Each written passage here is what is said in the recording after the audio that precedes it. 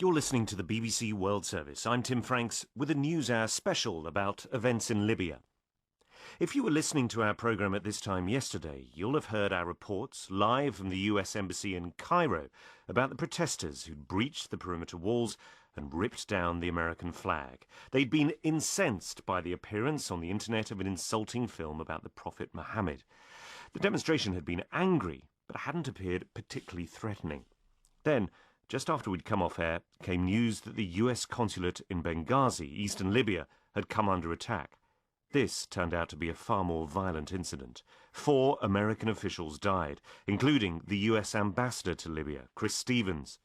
We'll try to piece together the sequence of events in a moment. With me throughout the programme will be the journalist Nabila Ramdani, who specialises in Islamic affairs and the Arab world and indeed reported on the revolution in Libya last year.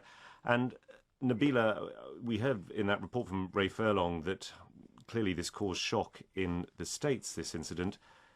It presumably has also caused shock inside Libya. Yes, indeed, and I think this is a deeply shocking development and one which has been met with alarm all over the world, and especially in the West, but also in Libya. And I think even more shocking is the narrative since the start of the Arab Spring Revolution has been that of friendly rebels preparing to introduce democracy across the Middle East and North Africa. And of course, the murder of the US ambassador and 3 embassy staff doesn't fit in with this narrative. Libya's Deputy Ambassador to London, Ahmed Jibril, and he was being quite candid there about the security problems inside Libya, and that's a point that I want to take up now with Nabila Ramdani, who's here in the studio with me, is here throughout the programme. Do you see this as being symptomatic of deep security problems inside Libya? Very much so, and this is a huge challenge ahead to restore stability, not least because various militias are vying for power, and Libya is currently stripped of any security apparatus and is awash with weapons and indeed ammunition. And it is a hotbed, unregulated. It is, you have well-equipped and fiercely determined radicals operating who meted out the same mob justice to Stevens as Gaddafi experienced during his lynching.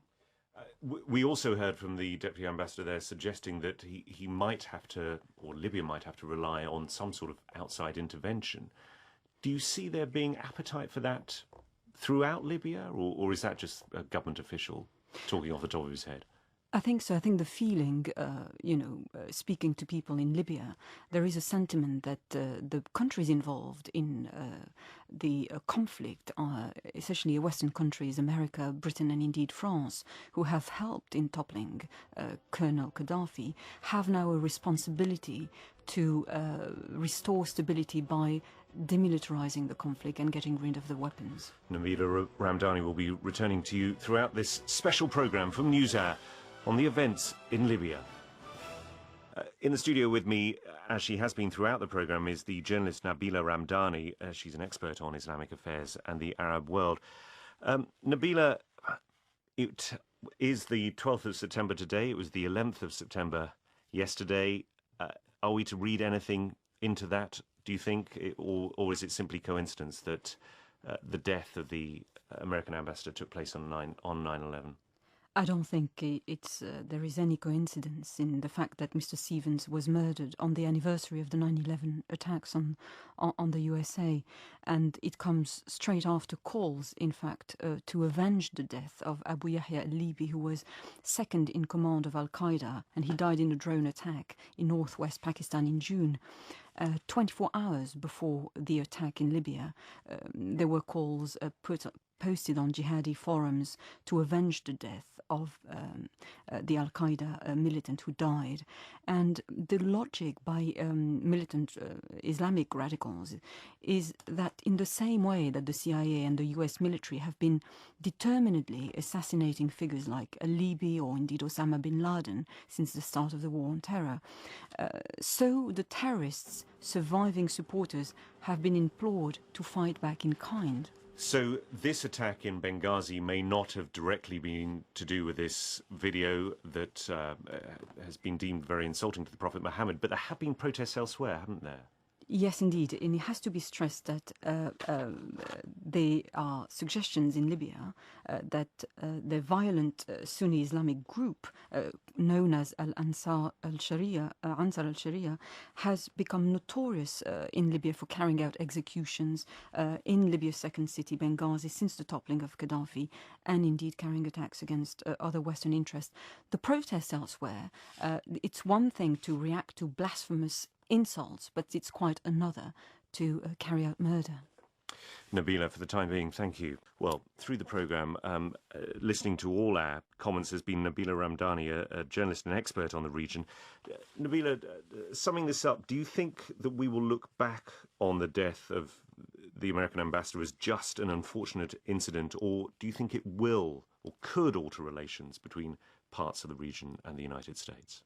I think this very shocking development sheds light on Americans' foreign policy and indeed its relation with the Arab world and its ambiguous and, dare I say, hypocritical relationship with the Muslim world in general, one day supporting and indeed propping up Arab dictators, and the other to be seen as, being on the right side of history, supporting pro-democracy groups, including friendly rebels in Libya. But do you think that this could push either at players in the region or within the United States in one direction or another? I think it is the start of perhaps a reflection and a shift in American and indeed Western foreign policy and its relation with the Arab world, because clearly the populations of these countries are calling for a genuine relationship, a win-win relationship with the Western world. There has been, it seems, a little bit of puzzlement in the States about the fact that it took the Egyptian President Mohamed Morsi almost 24 hours to comment on the ructions in Cairo. What do you think lies behind that? Well, I think it's very poor form diplomatically for President Morsi not to condemn, straight away these appalling murders. But I think it also says an awful lot about the Muslim Brotherhood in Egypt and its relation with Hosni Mubarak, the former dictator, and indeed the partnership established by Hosni Mubarak and the CIA and the American administration in general. Mohamed Morsi was, of course, a member of the Muslim Brotherhood, and as a result of the so-called war on terror, he was himself jailed for holding his religious belief, and I think that's what's driving the Muslim Brotherhood to call for protests. Nabila Ramdani, thank you very much for all your comments through this NewsHour special on Libya. Thanks very much for listening.